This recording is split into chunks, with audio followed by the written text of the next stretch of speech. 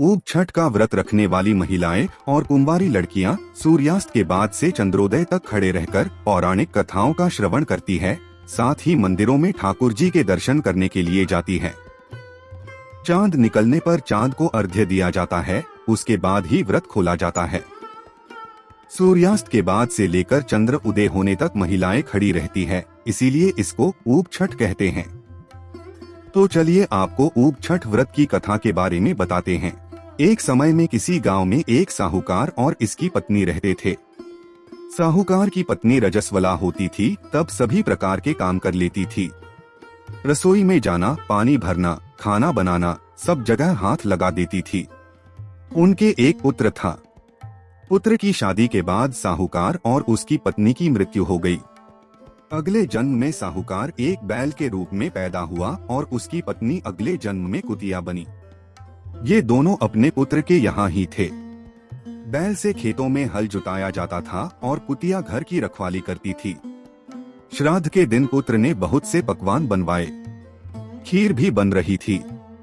अचानक कहीं से एक चील उड़ती हुई आई। चील के मुंह में एक मरा हुआ सांप था। वो सांप चील के मुंह से छूटकर खीर में गिर गया। कुतिया ने यह देख लिया। उसने सोचा इस खीर को खाने से कई लोग मर सकते हैं। उसने खीर में मुंह डाल दिया ताकि उस खीर को लोग ना खाए। पुत्र की पत्नी ने कुतिया को खीर में मुंह लगाते हुए देखा तो गुस्से में एक मोटे डंडे से उसकी पीठ पर मारा। चोट तेज थी, इससे कुतिया की पीठ की हड्डी टूट गई। उसे बहुत दर्द हो रहा था। जब कुतिया रात को बैल से बात कर रही थी तो उसने कहा, तुम्हारे लिए श्राद्ध हुआ, तुमने पेट भर भोजन किया होगा, मुझे तो खाना भी नहीं मिला, मार पड़ी सो अलग। बैल ने कहा, मुझे भी भोजन नहीं मिला, दिन भर खेत पर ही काम करता रहा। ये सब बातें बहू ने सुन ली। उसने अपने पति को बताया। उसने एक पंडित को बुलाकर इस घटना का जिक्र किया। पंडित ने ज्योतिष विद्या से पता करके बताया कि कुतिया उसकी माँ है और बैल उसके पिता है। उनको ऐसी योनि मिलने का कारण माँ द्वारा रजस्वला होने पर भी सब जगह हाथ लगाना, खाना बनाना, पानी भरना था। उसे बड़ा दुख हुआ और माता पिता के उद्धार का उपाय पूछा। पंडित ने बताया, यदि उसकी कुंवारी कन्या भाद्रपद कृष्ण पक्ष की षष्ठी यानी ऊग छठ का व्रत करे, शाम को नहाकर पूजा करे, उसके बाद बैठे नहीं, चांद निकलने पर अर्घ्य दे। अर्घ्य देने पर जो पानी गिरे वह बैल और कुतिया को छुए तो उनका मोक्ष हो जाएगा।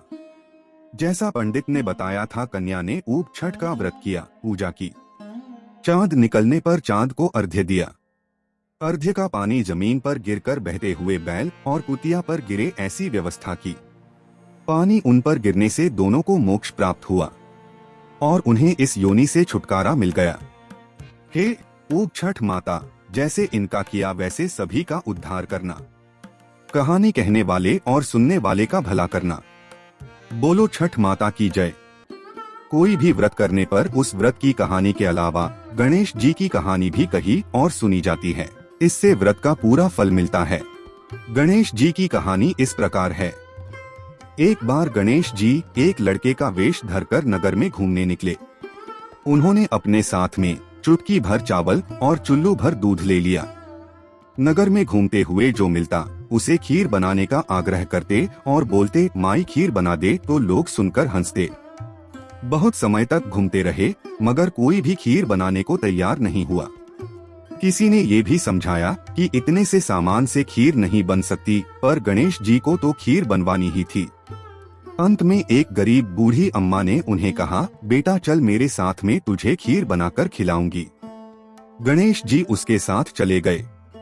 बूढ़ी अम्मा ने उनसे चावल और दूध लेकर एक बर्तन में उबलने के लिए चढ़ा दिए। दूध में ऐसा उफान आया कि बर्तन छोटा पड़ने लगा।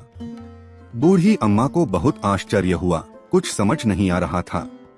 अम्मा ने घर का सबसे बड़ा बर्तन रखा, वो भी पूरा भर गया।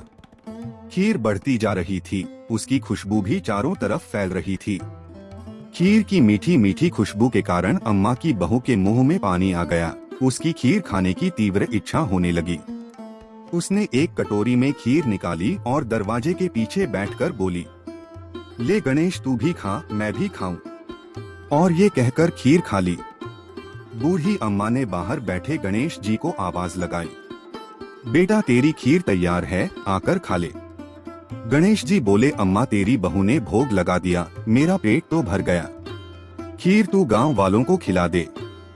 बूढ़ी अम्मा ने गांव वालों को निमंत्रण देने गई तो सब हंस रहे थे, अम्मा के पास तो खुद के खाने के लिए तो कुछ है नहीं, पता नहीं गांव को कैसे खिलाएगी। पर फिर भी सब आए।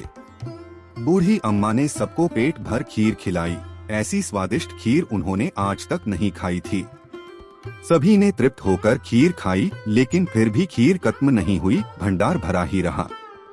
हे गणेश जी महाराज, जैसे खीर का भगोना भरा रहा, वैसे ही हमारे घर का भंडार भी सदा भरे रखना।